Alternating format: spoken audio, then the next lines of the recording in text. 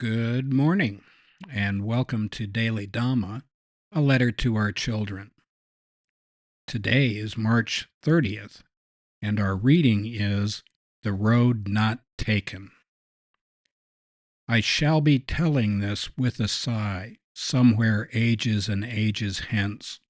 Two roads diverged in a wood, and I took the one less traveled by, and that has made all the difference.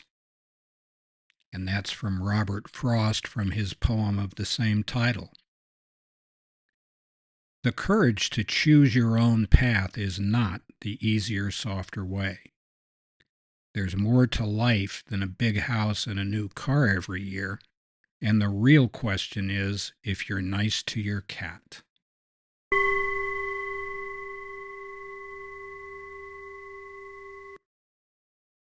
Once again, happy birthday, bud. We're not going to name names or anything else, but you know who you are.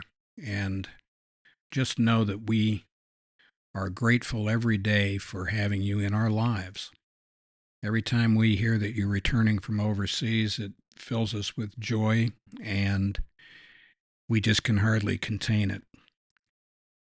Every once in a while, we hear about some 4-year-old Chinese violin virtuosos who have put on a show at Carnegie Hall, and everybody says, ain't that grand? But what we really want to know is whether or not they're nice to their cats. And that's an inside joke that we have shared for many, many years. The way that you choose to live your life is proof positive that you know the difference between virtuosity and virtue. And we love you to bits and wish you many happy returns. So, now back to the easier, softer way. It only appears to be easier and softer.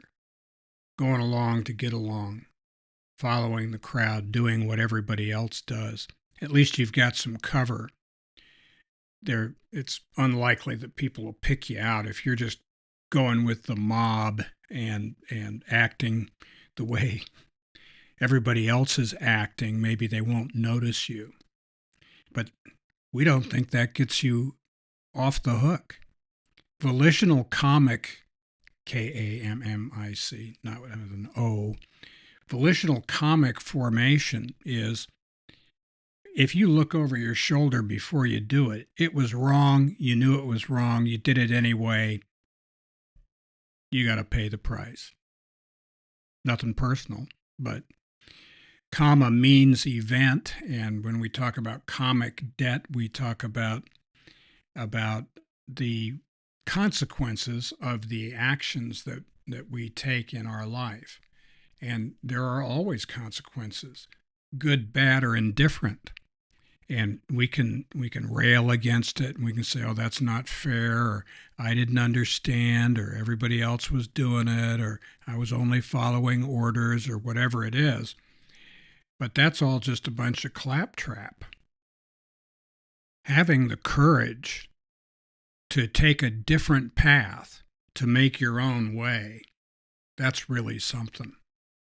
And that's, if we were to bequeath anything to our children, it would be the courage to do that. Have the courage of your convictions. There really is a difference between a weather vane and a moral compass. Follow your moral compass. If you're doing right by your God and your stars, you're not going to go far wrong. On the other hand, if you're trying to people please and suck up to the people around you and impress people and put on a show, put on a display, man, you're begging for trouble. The noble ones told us to taste the cake and make our own decisions. We're completely down with that.